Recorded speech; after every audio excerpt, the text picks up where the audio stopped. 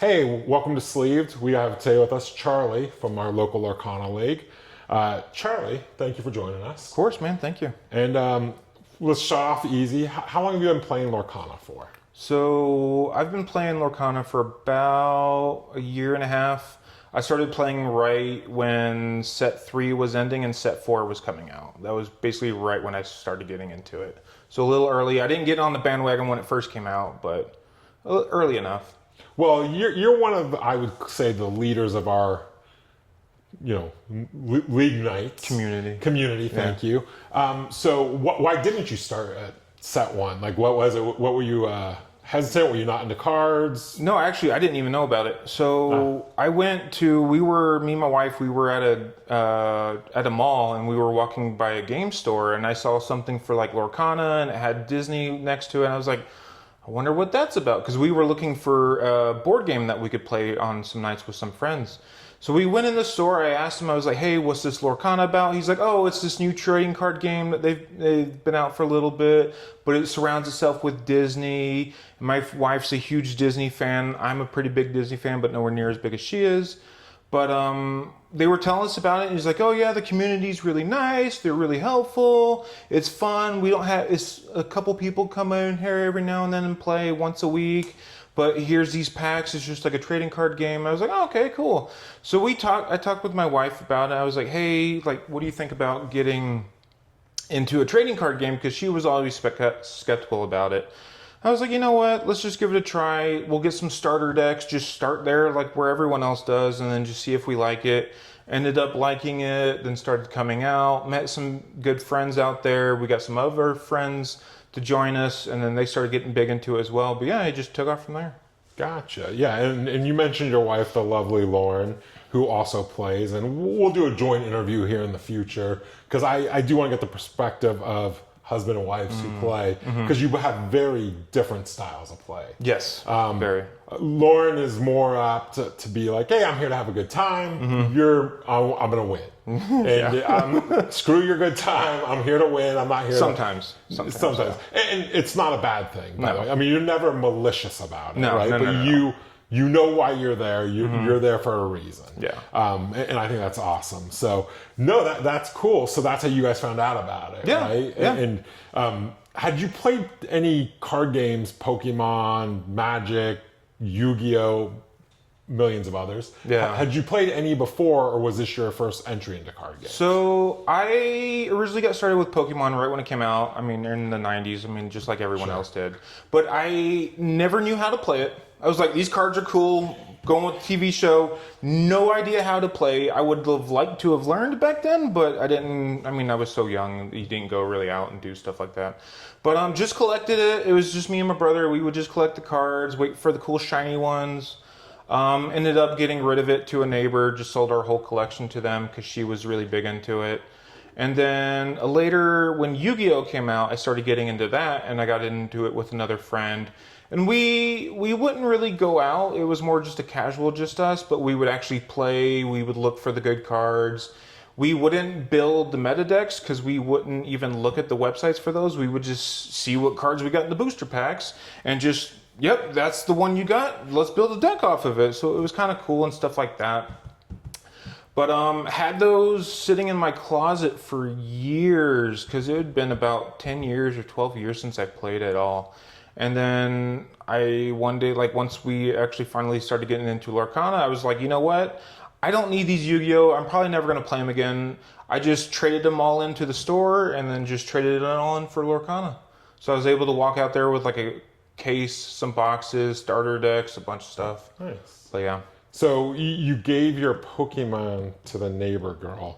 So sold it to if her, you're watching, you owe Charlie she knows $1 who she million. is. She knows who she is. You got all PSA 10s, I'm assuming, because Charlie's fanatical about his cards. So Not so much back then. no, I'm sure you were a kid, right?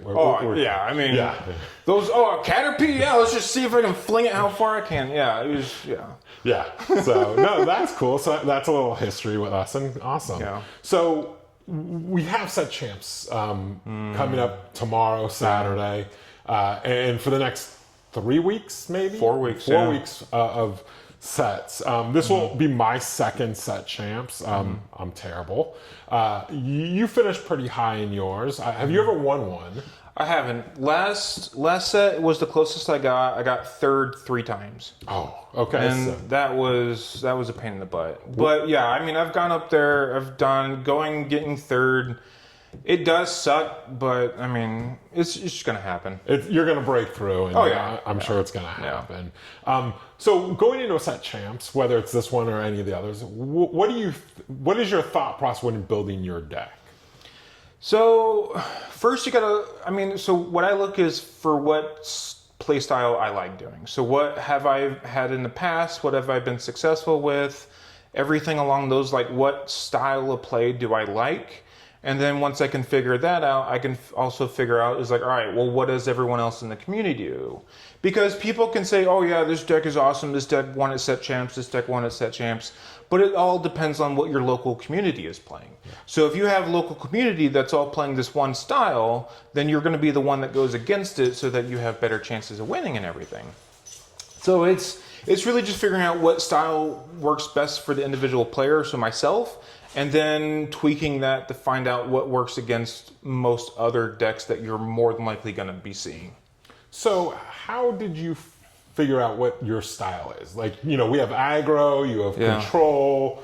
Those are the only 2 I really know. There's a lot. Yeah. There's a lot of others, but how did you figure out what you like to do? So basically what we first started doing is, it's kind of been the same for when we first started. So when we got the starter decks, we got 2 different ones.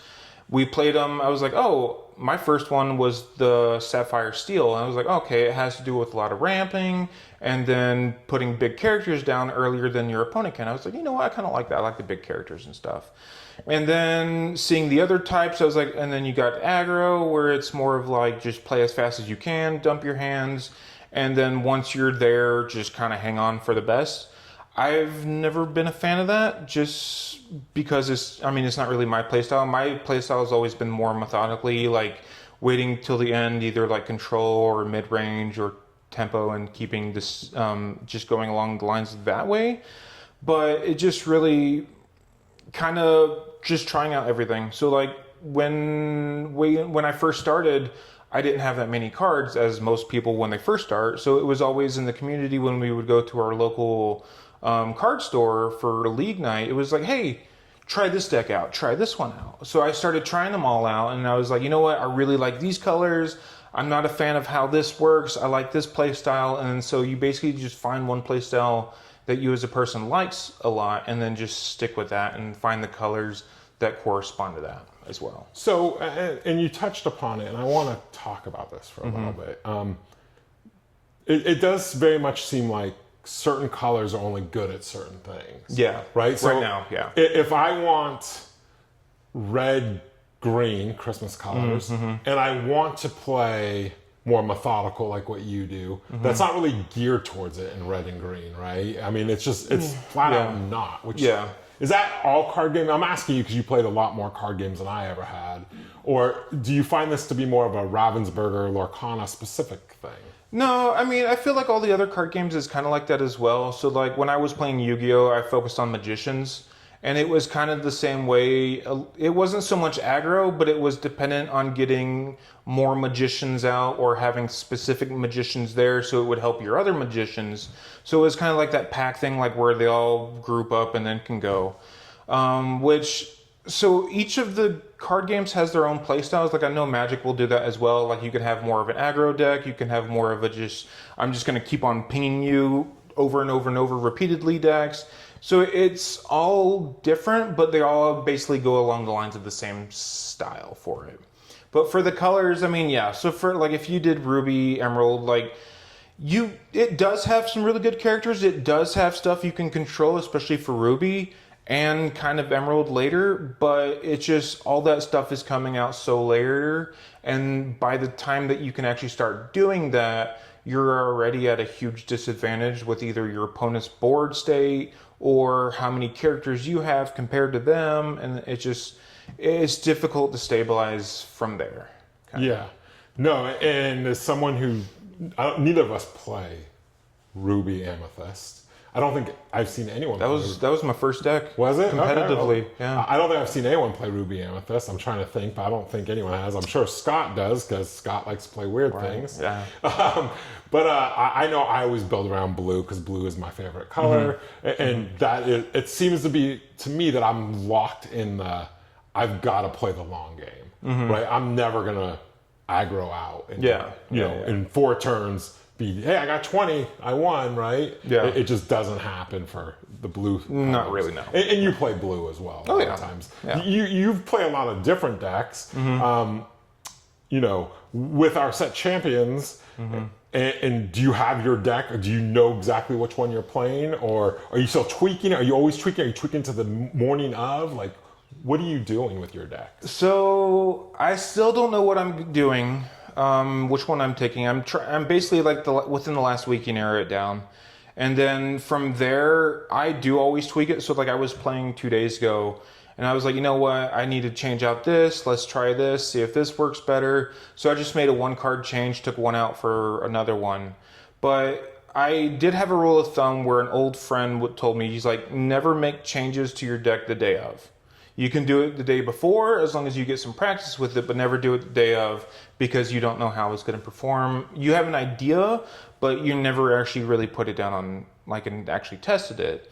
So I won't make changes the day of when I'm getting ready, but the night before, sometimes I have last set champs, I didn't make any changes 2 weeks before because I was like, this is working great for me. Like this, I mean, obviously not, but 3rd place isn't bad. Right. Let's be honest. Some of our events have 20, 25 people.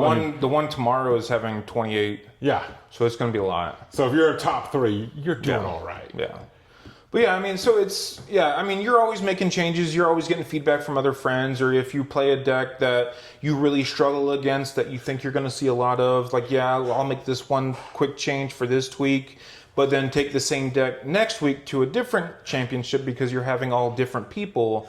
And then now your deck is almost completely different. Yeah. I'm so thankful we have rotation coming up because I am sick of seeing dogs. You do pretty well against dogs. Yes. Do you ever feel that your deck has let you down more than you've let yourself down? Or are you always thinking hey, I know if I'm not drawing what I need, there's a way around that? I feel like because I put so much time and effort into the decks, I don't feel like they're the problem for it. I feel it's like I'm either misplaying or I missed something or I didn't think of all the things through or I didn't think of what was going to come out of and expecting and anticipating my opponent. So it's not so much the deck itself. It's pretty much the same decks that people are winning with across the country, in the state. So I know it's good. It comes down to the actual player. I should have anticipated that they were going to do this step instead of them doing this, or I should have played it differently halfway through the game. And you can almost pinpoint, though, oh, yep, if I would have played that card instead of this one, then it would have been a completely different outcome. Yeah. So you just brought up a good point. You said you're playing decks that a lot of people have played. Yes. And have won with. When you're building a deck, are you using that as a base, or are you going, I'm going to build this, and then I'll go look at that and tweak it based off what other people have won with? What is your process? So it depends. So I'll build decks just specifically so I can play against them, and when I'm doing those, because I know I'm not going to play with them, I won't tweak it. I won't put any thought into it. I was like, you know what are the lines that this deck's trying to do? When I play it, what is this deck looking for? Oh, this card would help a lot. This card would help a lot. I know it's in there, so I have to be ready for it. And then so it just helps you, by playing that deck, understand what it's exactly trying to do, what perfect lines it's trying to make, and what the end goal and what it's basically trying to accomplish. So those ones I won't tweak, but the ones I plan on playing with, which is right now 2 different ones, both of them have amethyst in it, just because that tends to be my color that I always gravitate towards. But those ones, I'll find something that's doing pretty well. I will absolutely tweak it. I was like, I don't like that card. I'm taking that out. I really like having this card in there. They don't play that. Just because my deck I'm currently working on, I haven't seen a single deck across the nation and country or even locally that's using a very specific card I am, which is actually turning out to be very helpful for the deck in a lot of instances, especially what's going up around locally. But those ones, I'll take it, I'll tweak it, play with it a little bit, tweak it a little bit more, see what changes I want to make, and then kind of go there and piggyback a little bit. But yeah, I'll always make it my own. So when you're building your decks, and you mentioned that you'll build decks to play against just practice, how many times are you playing until you're comfortable with the deck? Just you're at home, wherever you're at, and you're like, I'm going to build my deck. I'm going to build whatever deck just won some tournament, so I can try to play against it. What do you feel is the kind of number? Because it's probably not the first. You don't play it once, go, oh, I got it. Yeah. No, that would be amazing if I could. That would be awesome. You're a savant. Yeah, just know everything. I would say probably like 2 or 3 games, best of 3. Okay. So basically like anywhere between 5 and 7 games about. Because then you get enough to cycle the cards. You can try having different hands will show you, well, if I go this way, how does this turn out? Let's try doing this. Keeping all the stuff in my hand so that I have an answer, or just putting out the answers first and then having my opponent react. So it basically gives you a way that you can try what you think would be, and then when that's not working, you can switch how the game is going to be played for your side, and then learn from there. It's like, oh, this seems to work a lot better. Now let's tweak it so how my play style is different from this one. And then so you can find out what actually works so great for that deck. And then as the opponent, knowing that I know what they're looking for, I know what they're searching for, I know what they're trying to do, depending on my board state, because I've been in that situation. And that usually takes about 5 or 7 games at least to learn. So when you're doing that, are you using online tools to do this? Or are you actually building the decks and you're standing on this side of the table, you play your hand, you go that side? Like, how are you doing this? So I will build the decks, and I'll generally take them and play with other friends, leagues, and everybody's like, hey, I got this deck, or hey, can you build this deck so I can play you against it? Or every now and then my wife, if it's a deck she's comfortable with, she'll play it and I'll play mine. Which actually really helps her for it, because she knows what lines I always play, because we play a bunch. So she'll know exactly like what cards to put down, what she's trying to do for the one I give her, mine that I'm not trying to focus on. But yeah, it's just a combination. And then if no one has the cards, or if it's just in the middle of the week and I'm super bored, I'll just log online, try out a specific deck. I don't care if I lose because it's online. Like, it is what it is. You're not like, real. I was like, I don't know you in real life. I could care less. But I mean, yeah. So you're just trying stuff out. Like, oh, I can see. And then it really helps when you're playing the mirrors for that, when someone's playing the same, because then you can really see, oh, they're trying to do this to answer this. If this was my board state, that they would be trying to do this. So I'm always trying to think of like what I want to do and what they kind of want to do. But yeah, so it all really just depends on, really, I guess, the time of the week and what you have for cards. So. Yeah, no, I think that's great. So you're playing a lot just to get as good as you have gotten, right? And we're all trying to strive to get better. Yeah. And I know, Gage and I talked about this. It's nice to have people like you and Andrew who are truly good at this game, because I think that you guys help bring everyone else up. And then we get to a point where, you're not just walking over us every time. And I know we played each other last Friday night, and I was like so excited, because I'm like, it was 2-1, right? You beat me twice, but 2-1 was an improvement for me. I was like, hell yeah, I got Charlie 2. He had to go all 3 games, not just 2 and out. And I had to go 3 games against Brenda one time too. So it's better. So I mean, doing that in the community, it's always nice, because both Andrew and I, we do really enjoy helping other people. Like, we love being able to say, hey, we think this would work a little bit better. I think you should try this maybe. Like, if you're open to the feedback about it. Like, I'm not going to give my feedback if someone doesn't want it. So, like, I don't care enough. But, like, if someone, Mushu, come on, man. We got an interloper in our video. That's okay. Help the views. Right. It's funny, as long as people want the feedback. If they want the feedback, I am more than willing to say, hey, like, I've tried this. this worked really well. I've tried this. It didn't really work well. You're going to want to try to do this and this. Watch for this. Wait for this kind of thing. And it's nice too, because then if you're helping your community, everyone as a whole is getting better. So that way, because I mean, like they've talked about it, like in the past, like beating someone up when it's just like a piece of cake. Like you could have a conversation going on over here, and it's like, oh, it's my turn. I'll play this. Okay, cool, I win. Like, it's not fun. It's not fun for anyone. It's not fun for the opposing side. It's not fun for me just to sit there and just basically waste my time. Like, teaching someone really gets a good part out of it, which is nice about the game and the community that we have, that we've been able to try to build up for it around here. But yeah, it does help everyone as a whole, because then they're having more fun, you're having more fun. If you do want to go down the competitive route, you both can go down that route together and build each other together, which is always awesome.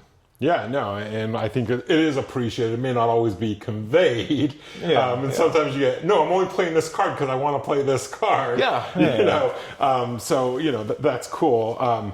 You know, I want to get into, you're starting to play Magic now, right? Very casually. Very casually. So, you know, because we're not just a Lorcana channel, we're all TCGs.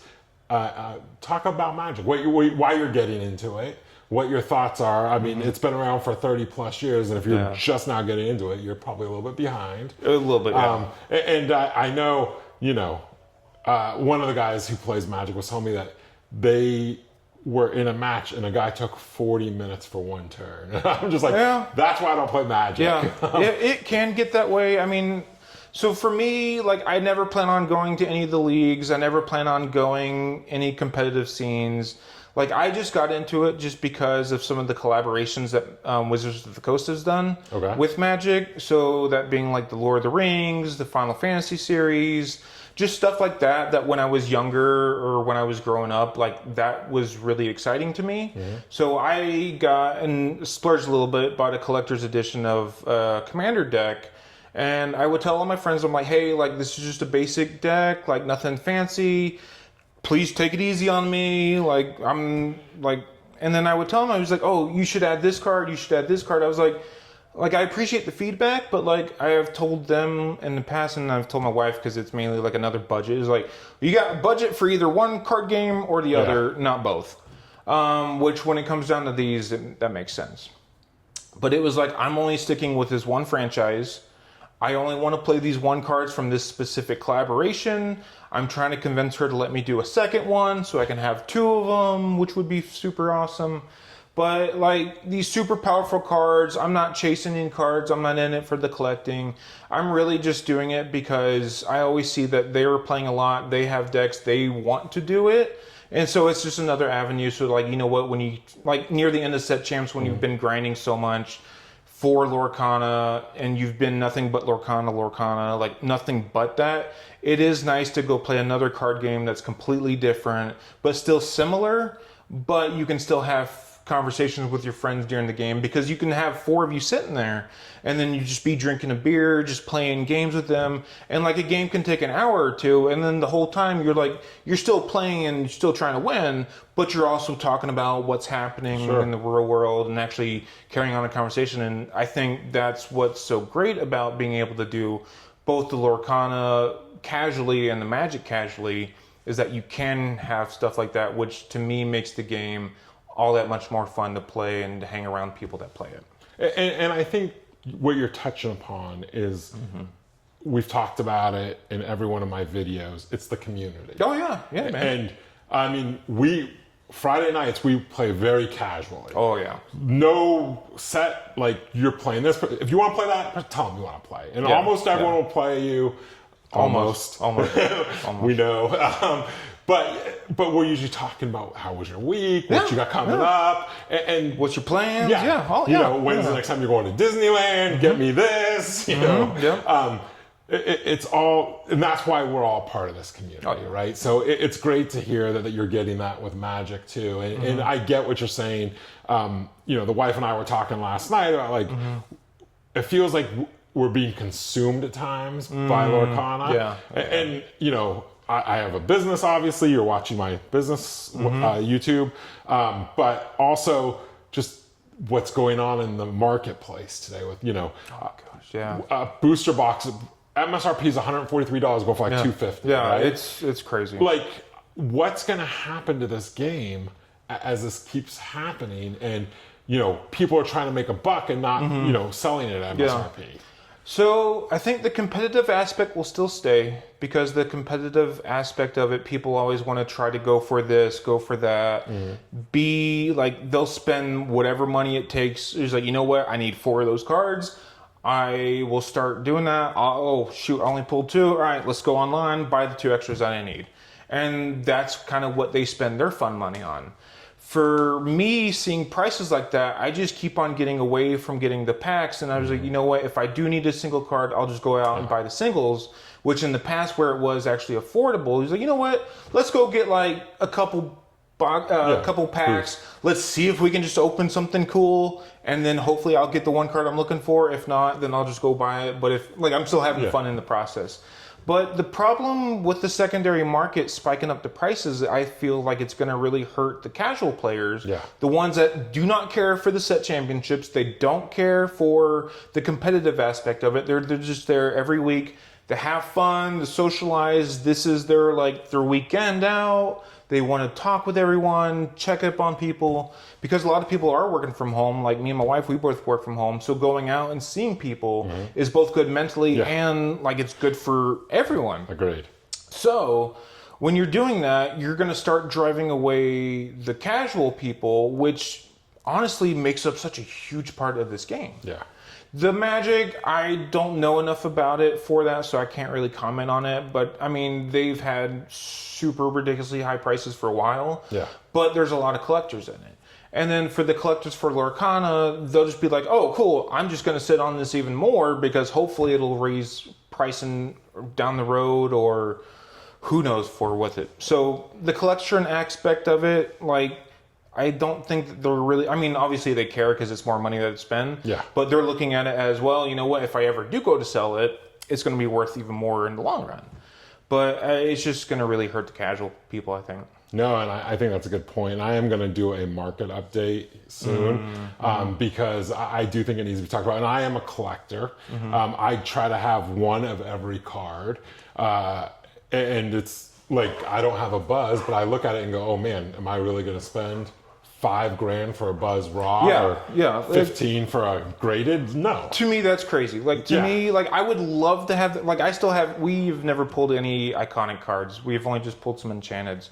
But we would love to have the iconics, but with the prices that they're going for, Mickey and Minnie are one of our favorite characters, and those iconic cards are just going for so much. Even because we don't care if they'll be graded, just having the card in a collection is nice enough for us. But getting that card and paying that amount of money, honestly, for the end of the day, I know it's going to trigger a lot of people, but it's just a shiny piece of cardboard. That's all. To me, it's not worth it. Yeah. I can spend my money on a lot of other stuff, which will bring me just as much joy to my life, without spending those egregious prices. Yeah, I think I'm going to pull... what's the guy's name who got the Pokemon in the necklace? You know what I'm talking about? That guy. Yeah, that clown. I'll put my Mickey and Minnie in necklaces and walk around with it and just be like, what's up, people? It's $25,000 around my neck. No, I'm not doing that. And I was fortunate enough to pull cards and get them graded before they went super nuts. Yeah, because right now, I think even if you try to get it graded, you're talking almost $500 because they're going to upcharge the hell out of you. Yep. So, I'm with you, man. I mean, my wife has the Pocahontas, and we talked about it. Do you want it graded? I said, I graded Mickey and Minnie because we love Mickey and Minnie. Right? Yeah. And she loves Pocahontas. I said, do you want it? She's like, no, I don't care to get it graded. I'm like, okay, but it's protection for the long haul, right? Yeah. She's like, no, put it in the binder. Okay, I mean... Yeah. Cool. Yeah. I don't have to pay a stupid fee for it. Yeah, which is nice. Yeah. So you're ready for set champs, as ready as you can be for tomorrow's set champs. But you got a couple coming up. What's a piece of advice, last piece of advice to give people watching at home? If you're going to do this, I recommend you do this. So I would say have a good understanding of what your local community plays, because anyone can go online, find a deck that won at their local events, find one that won set champs with like 30, 40, 50 people. And that's a great deck and all. But that same exact deck with a different person using it might not even get top 8 at somewhere locally. So it's really just really understand your deck, ins and outs, what you're trying to do, what the deck wants to do, and how to play each other deck that you might come across. Now that doesn't mean like building the other decks, trying to play them all the time. I mean, even just going online and playing a couple of matches, just like those 1v1s or just a round best of one game is good enough.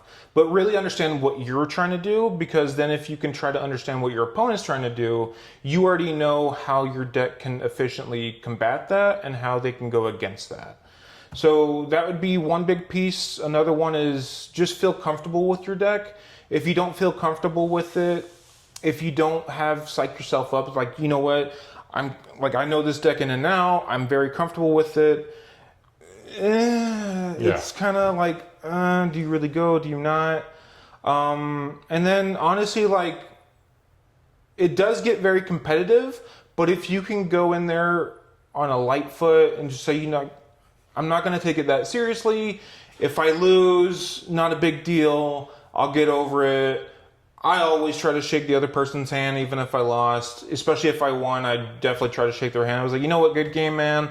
That could have, it was like, yeah, like if it was a super fun match, which some of them near the end, when you get to the top 8, it almost always comes down to a 2-1. Some of those are some of the most fun matches you can have.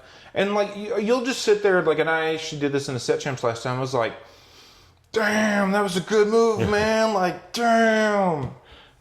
So it's just having a light heart about it, is knowing like they're there just to do the same thing you're doing, but also they're still part of the community. Yep. Unless it's those people that come down from out of town that just come in here just to take all the prizing. And then that's a different story. And if you need to relax a little, there's nothing wrong with a shot of Fireball. No, right before heck it, no, right? yeah. So. Actually, yeah, we used to do that way back in college. Just, you know what, we got a big presentation. All right, guys, I brought us all shooters. Take a shot. Helps you calm down your nerves. Just relax a little bit. Like, it's really, at the end of the day, like, because then if you get yourself worked up, you're going to be rushing, you're going to be overthinking stuff, you're going to be thinking too much about it. It's just not going to really end well for you. So just take a deep breath, like, calm down, like, take a minute, like, between a match too, go step outside, get some fresh air. Just find a way just to, like, you can relax, calm down, be able to assess the situations for what's going to come. Kind of nice. style. Well, Charlie, I appreciate you being here. Of course. Thank you very much. Hey, thank you. Pleasure, knowledge that you've imparted to everyone. We appreciate it. Of course. So, you guys, tune in next time. Thank you. Awesome. Take care.